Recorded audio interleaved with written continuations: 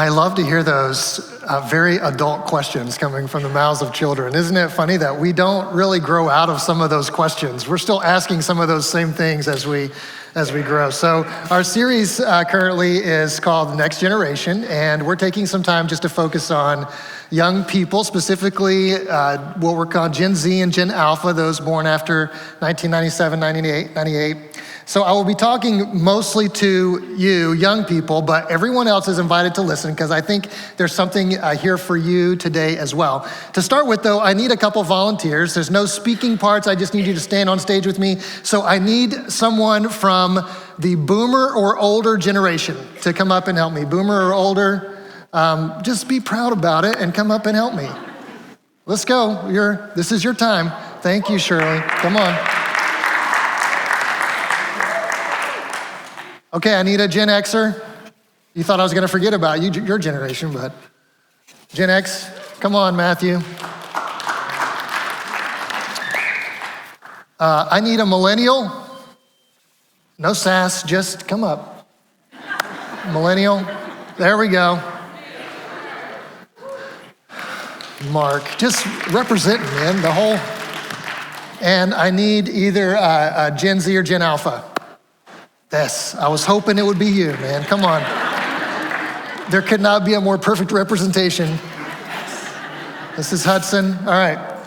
So we're going to talk today about purpose. Last week we talked about that you are loved and valued because you are created in God's image and you are His. It's not because of anything that you do. It's not because of your academics, your athletics, you're cool or you're not cool, you're funny, you're not funny. It's because God made you and you are His. And today we're going to talk about the fact that God has a purpose for you. And purpose, I believe, is something that we experience in layers as we go through life. We think about this differently when we're young than we do when we are older than young. I'm going to be very careful with my words here. So Shirley is representing her generation. We're going to say that when you're older, the way that you think about your purpose has evolved to a point where you're starting to think about purpose in terms of legacy. You're starting to think about what are you leaving behind? What impact are you making that will outlive you? I think that's how the older generation is mostly thinking about purpose. So I'm not talking about you all in specific because I don't want anybody to be offended about what's happening in a few minutes. But so this may not be you, but it's just a representation of your generation. So when you're Gen X level, we are thinking more about our purpose in relation to the people who are close to us. A lot of times it's our family. So my generation is starting to experience empty nest, and some of us are becoming grandparents, and our world is kind of zeroing in on these people close to us, the family that we want. A lot of Gen Xers are now following in some of what the boomer tradition of like, well, my kids moved to,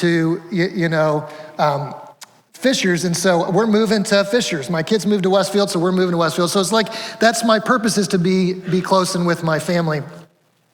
For the millennials, purpose is still a bit broader. We young people kind of have this mindset of like, we can change the world, and we are looking at the big issues in the world. So the millennials have been the generation that's focused mostly on environmental stuff. When we're seeing climate change and the kind of impact that that's causing on our world, and the millennials have been kind of on the leading edge of that for many years. So they think more globally. And then we've got Gen Z and Alpha. So when we're young, our purpose, the way we think about purpose is very individualistic. It's about like, I have to figure out why I'm here and what I'm supposed to do with my life. And all these are very natural and normal, but what we want to communicate as we talk about purpose today for young people is we're not trying to help you figure out how you're going to change the world or how you're going to, what your kids and grandkids are going to need from you or what kind of legacy we're going to leave behind. We're talking about you. What are you here for? And so Hudson, we're going to have you come and lay your foundation piece. And here's what I want to say. If you're older than Gen Z and Gen Alpha and you haven't figured this piece out yet, you need to back up, right? You need to take a step back and say, like, if I haven't figured out why I'm here and what I'm supposed to be doing with my life, then I'm not going to be as sharp and helpful in these other areas of thinking about purpose, right? And so we need the millennials and we need this broader scope picture. So Mark, if you'll come put your piece on next. We need to have a view of where we fit in the global scheme of things and like how we connect with other human beings all over the planet and find our kind of family relation with all humans. And so we need that. We need to focus on families. So Matthew, if you'll put yours up here, we need to take care of those that God has put closest to us in our lives. And we do need to think about legacy and what we're leaving behind, what is going to outlive us. And so this is the way we think about our purpose in layers. So even though I'm going to be talking mostly to young people today, if you're not in this foundational stage, I want you to be thinking about where you are and thinking about your own purpose and recognize that if you have skipped a step somewhere along the way, it's okay, but we want you to think about that, okay? Let's give our volunteers a hand. Thank you so much for representing your generations. I really wanted to do a music pop quiz with them, and then I thought that could go off the rails really quickly, so we didn't do it. When I was in high school, I thought that my purpose was to prove myself. I wouldn't have said that way at the time, and it's only really looking back that I can see that in me. And if you ask me like, who was I trying to prove myself to? I'm not sure I could answer that question either. But when I look at the decisions that I made, the way that I kind of went about life, why I did the things I did, why I cared about the things I cared about, why I didn't care about the things I didn't care about, I was trying to prove myself. To who? I don't know, somebody. Maybe my dad, maybe my grandparents, maybe the people in my school that I thought, were worthy of my respect or admiration. I don't know. But that's what I thought my purpose was. And that's kind of the way that I thought my whole class or my whole age group really thought about life. It was just a cultural kind of thing for us. And I don't know if it's that way still for people or you experience that, but the world, the culture that you live in will try to tell you what your purpose is. They'll try to convince you that it's something. I read something this week that said Gen Z believe that the most important thing they can focus on is finding a job that can make as much money as possible. Because having money is the key to being free from a lot of things that can hold you back and opening doors to happiness and joy in life. Is that your purpose? Is your purpose to make as much money as you can? The world would love for you to believe that. That's why they will spend $8 million on a 30-second spot in the Super Bowl so that you can spend the money that you have, right? Maybe the world is telling you that your purpose is to get a job that you love. And that's your purpose, is to find a job that you love. Having a job you love is great. It's wonderful if you can get that, but it's not a purpose. Your purpose has to go deeper than that. Maybe your culture, the people around you are trying to tell you that your purpose is to find that special someone. Find that person who completes you, who is going to be your partner for life. That's your purpose, is to find that person. Well, it's great if you do that, if that's what you want and you can find that, that's wonderful. I found that person for me. It's been the biggest blessing in my life, but that is not your purpose. That's not your purpose. Has to go deeper than that. Because ultimately, you may not find the job that you love. You may not find the person that completes you, or you may find it and then something happens and breaks that apart, and these things can be taken away or changed, but your purpose has to be something that you're standing on firm ground that's not gonna shift and move underneath you. It's not gonna change, it's not gonna flake out on you, it's not gonna be stolen from you. So it has to go deep. And what I want for you young people is to have a sense of purpose. I want you to be able to answer this question: why am I here? What is my life about? What am I here for? Those sound like big grown-up questions, but you really need to be building that foundation now. You don't have to figure out what you're gonna do for a job for the rest of your life. I know that there's that pressure in school to start figuring that out. If you polled all the adults in this room and asked them if they figured out what job they really wanna do for the rest of their lives, most of us would be like, not yet. Still thinking, still working on that. Maybe someday, right? So you don't have to figure that out. You don't have to find the special someone. You don't have to figure out how to make as much money as you can. But you need to be able to answer the question: why am I here? What is my purpose on this earth? And I believe that you can find an answer to that. So we're gonna start with a story from John chapter 6 that will be familiar to many of you, where I think we get to see this little glimpse of a young person living out purpose in a way that we can kind of get our hands around and latch onto. So this is a story that we find in all four Gospels, and it's one that's well known to many people. If you've grown up in church, if you've been around church much, you've heard of the feeding of the 5,000, right? So what we see is that this big crowd of people has been following Jesus around, listening to him teach for at least a day. Some think maybe longer than a day. And they haven't had a meal yet, like a big group meal. So this is where we'll pick up in John chapter 6, verse 5. If you see something on the screen that's underlined, that's your part, please read that aloud. When Jesus looked up and saw a great crowd coming toward him, he said to Philip,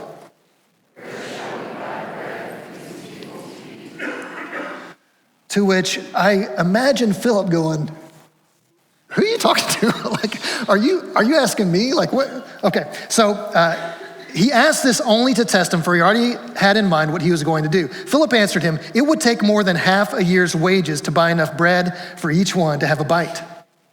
Another of his disciples, Andrew, Simon Peter's brother, spoke up.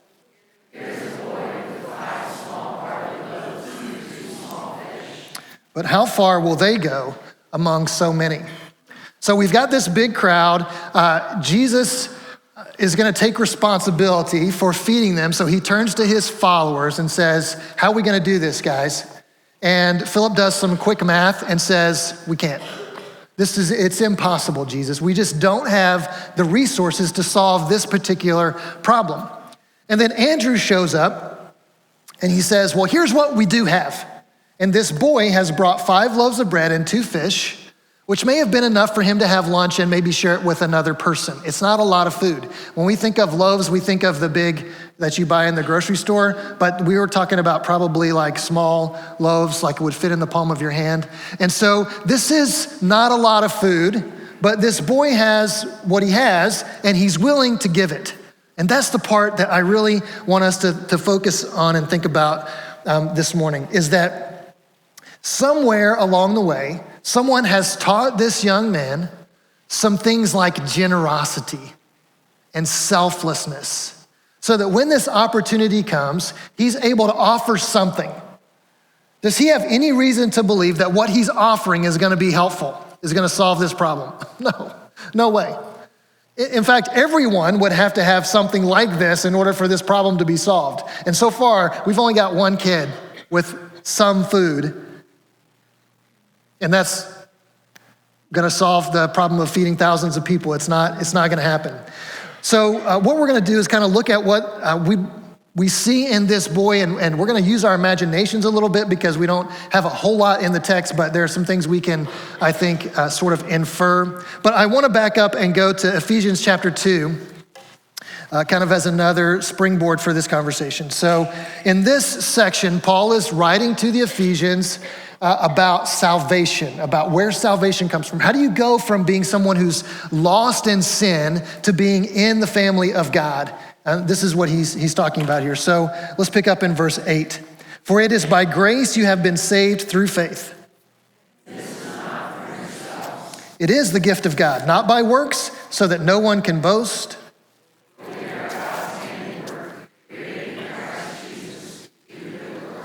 Which God prepared in advance for us to do. So Paul says, you are saved by grace through faith. This is where salvation comes from. It doesn't come from you. There's nothing that you can do to earn this. Your purpose is not to earn your salvation. Your purpose is not to try to make God so happy that he decides to let you in to heaven when you die. That's not your purpose. Salvation is a gift. You're saved by grace through faith for a purpose. You are saved for a purpose. To do good works which God prepared in advance for you to do. So God has something in mind for you to do. Does that mean God has something specific in mind, like a specific job, a specific place to live, a specific person to marry, but like all those things? I don't know. Those are higher level questions. We're gonna stay on the foundation. Why are you here? What in the world could possibly answer this question for you? So here's where I want to start. I want to give you a phrase that I think can be helpful. I'm not trying to say that all of your purpose is wrapped up in this one sentence. I think it's a bigger subject than that, but I think this is a good starting point. So here's what I want you young people to know and try to walk away with, is that your purpose is to leverage your current place and your confidence in Jesus to learn and lead. If you can leverage your current place and your confidence in Jesus to learn and lead, I think you're fulfilling your purpose that God has put on your life. Now, I think this is true for people of all ages as well, that this is what God wants for you, to leverage your current place and your confidence in Jesus to learn and lead. So when we think about the boy who brings the 5 loaves and 2 fish to the big gathering, and he offers it to Jesus, he is leveraging his current place. I'm here in this place where all of these people need food, and I have some food. And then he's giving it to Jesus saying, I can't do much with this, but maybe you can. Maybe you can do more with this than I can, and I have some confidence that if I give you what I have, you can make something out of it. You can do something amazing with it. So this is what we want to do, is leverage. You guys know what leverage is, right? You've been in physics or some other kind of class, or you've ridden a seesaw, teeter-totter, is that what we call them? I don't know. You've ridden one of those things where you know how leverage works. You put something heavy on one end and it raises and it makes work easier. And so we want you to leverage your current place. That means you kind of have to stop wishing you were somewhere else. Do you have some of that going on in your life? We call it senioritis, right? Some of you are seniors. Seniors, show me. Yep. Anybody got senioritis? Tessa told me last week she's had senioritis for 4 years. I believe it. There's an element of that that's pretty natural, but there's also an element that can get into our heads and make us just wish we were somewhere else. I just wish I was somewhere else. I want to be somewhere. I want to be doing something different. I want to be around different people, but you are where you are. And so at some point we have to make peace with where we are and say, how can I leverage my current place and my confidence in Jesus? So when you're young, one of the things that you might get sucked into is thinking that it's not your time to make a difference yet. That's for older people. Older people make a difference. It's not my time to make a difference yet. It's my time just to have fun and enjoy life and make all the mistakes so I can learn from them later. And you might sell yourself short on what you can actually accomplish through your current place and your confidence in Jesus. That God has things he can do in and through you right where you are with what you have. And so we want you to believe that. So the 2 things that we think that you can do with your current place and your confidence in Jesus is to learn and lead. And so when I say that you're here to learn, you're kind of like, ugh, I've heard that so many times. I have to go to school every day already anyway. And I just, learning is not that exciting, is it? Learning is not what really wakes me up in the morning. Like, I can't wait to learn a new math formula. I can't wait to learn about a new 19th century writer that I never wanted to read in the first place and I have to read. Like, I can't wait to go and learn a language that I'm never gonna have to speak again in real life. Like, that's not what gets you excited. So here's what we're talking about learning. You are in a place in your life where you need to be learning what matters and what doesn't. You need to be learning what matters and what doesn't. That's now you need to learn that. Many people can raise their hand in testimony and say, I wish I had learned that earlier. I made mistakes in my life. I have regrets in my world because I didn't learn earlier what matters and what doesn't. What really matters and what really doesn't. When people who are older try to tell you that what people in your school actually think about you doesn't really matter. It doesn't feel true because you're like, well, it matters right now. It kind of impacts my life right now, what people think about me. But it doesn't take long for you to get out of high school to realize it really didn't matter. It really didn't matter what people thought of me in high school. What if you could figure that out now? In fact, the people that you probably look at in your age group that you kind of go, man, that person seems to have it all together. Those are people who have probably learned, at least maybe a little more than the average, that it really doesn't matter that much what people think about them. And you've seen people like that. And you kind of say, they just kind of live a little differently. They seem to have more freedom. They seem to not, be as attached to doing things a certain way because they've learned what matters and what doesn't. And so what we believe, like here in the church family, is that moving in the direction of Jesus-centered living, when we're doing that, it matters. It matters. It matters not just for us and not just for now, but it matters for all people and for eternity. When we're moving in the direction of Jesus-centered living, we are doing what matters. And here's what I want you to hear and what I want the adults to listen in on is that the people in your church family should be helping you figure out what matters and what doesn't.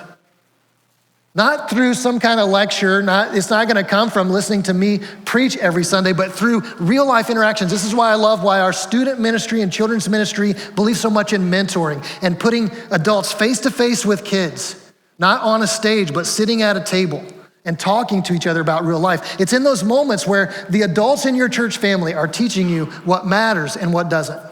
The second thing I hope you will learn at this stage is learn the skills and virtues that lead to peace and joy. The skills and virtues that lead to peace and joy. There are so many options for ways to pursue peace and joy in this world. And it's so easy to get distracted. It's so easy to look for the path of least resistance, the easiest way.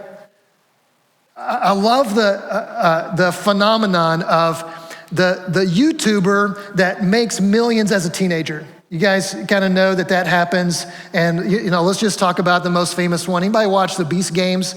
Mr. Beast, what a show. It is, it is just mind-blowing what this guy does. But he made millions on YouTube I don't know how old he was when he made his first million, but he was pretty young. He's been doing this a long time, and he has an insane amount of money. And that, for a lot of kids who just watch YouTube a lot and watch these, it just seems like that looks so easy. When you look at Mr. Beast, he is not really that gifted at anything. He's just not that good at anything. He's not a great speaker. He's not like, I don't know how he did it, honestly. And so most kids look at that and go, I could do that. I could make millions on YouTube. And we're looking for this path of least resistance to peace and joy. But what if peace and joy don't come through the path of least resistance? What if peace and joy actually come through challenge? What if it's when you are resilient that you actually get to experience greater peace and joy? Then the world is not gonna teach you that, but you should be learning that in your spiritual family. Your church family should be teaching you that peace and joy are often on the other side of tension and conflict and hard decisions and struggles and pain, but that you will never have to walk that path alone. I hope that what you're learning is the skills and virtues that lead to peace and joy. When we go back to our boy who brought his lunch to Jesus, he is demonstrating some virtues that I think lead to peace and joy. This generosity and selflessness. Can you imagine the story he got to tell when he went home? Mom, you're not gonna believe what happened to me today. You remember the lunch you packed for me? I gave it to Jesus. You gave your lunch away? Yeah, I gave it to Jesus. And I don't know what he did, but he ended up feeding 5,000 people with the lunch that you gave me. You're right, son, I don't believe you. Right? That's the story. But he gets to tell that story. How many times do you think he told that story in his life? Every day, every time he met somebody new. Hey guys, have you guys heard the story of Jesus feeding 5,000 people? That was me. I was the kid. I was the kid in that story. How much peace and joy are coming from this one act of generosity and selflessness? These virtues that lead to peace and joy. There was some risk involved. He didn't know what was gonna happen. He didn't know if he was gonna get to eat at all. He gives his lunch away. Maybe now he has to go hungry. So when we take that little step of faith, when we're not looking for the path of least resistance, when we're not selfishly trying to hold on to what we have just in case we don't end up with enough, and we leverage our current place and our confidence in Jesus, man, he can do amazing things. So learn the skills and virtues that lead to peace and joy. And second, we want you to lead. We want you to lead. We want young people to lead. It seems like learning and leading are describing two different life stages. But I don't think there's any leader in this room that would tell you that that's true. The greatest learners are leaders, and the greatest leaders are always learners. And so we want you to learn and lead. Any person who gets to a point where they feel like they don't have anything else to learn is no longer a leader. But if you're learning, you can also lead. And so we want you to lead. And we want you to lead in a very kingdom-oriented way. We want you to lead through presence and service. Presence and service. This is the way of Jesus. This is what leadership looks like in the life of Jesus. Presence is about giving other people your undivided attention. Undivided attention. This is difficult in your world, especially for younger generations, but this has crept in, I think, into millennials and Gen X, and I even know boomers who struggle with this, and it is all about the phone. I don't even have mine with me. It's about the phone. The phone is the enemy of presence. You guys know this, right? The phone is the enemy of presence. When you are sitting across the table with someone, when you're sitting in the car with someone, you have opportunities for conversation, for sharing of life, but you're looking at your phone, you're not present. Or your watch dings and it's like this all the time. And it's like, the phone is the enemy of presence. The phone's a good tool. And we need to figure out how to learn to use this tool for good and not let it be an obstacle to being present with people. Because you know just as well as I do that some of your most meaningful relationships are with people who will look you in the eye and give you their full attention. They'll listen to you. They'll ask questions that actually make sense instead of asking you the same question they just asked you last week that you already answered.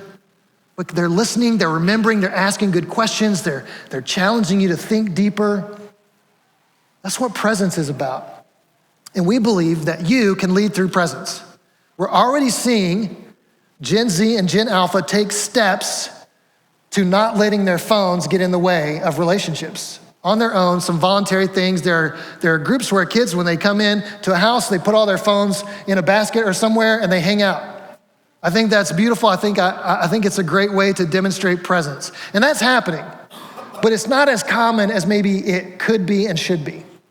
Because we believe that in order to share what God is doing in our lives, we have to be present with people. So we're gonna lead through presence and we're gonna lead through service. When you selflessly serve someone, you are leading them. Leadership is about influence. It's not about standing on a stage. It's not about having a title or being in charge of a bunch of people. Leadership is about influence.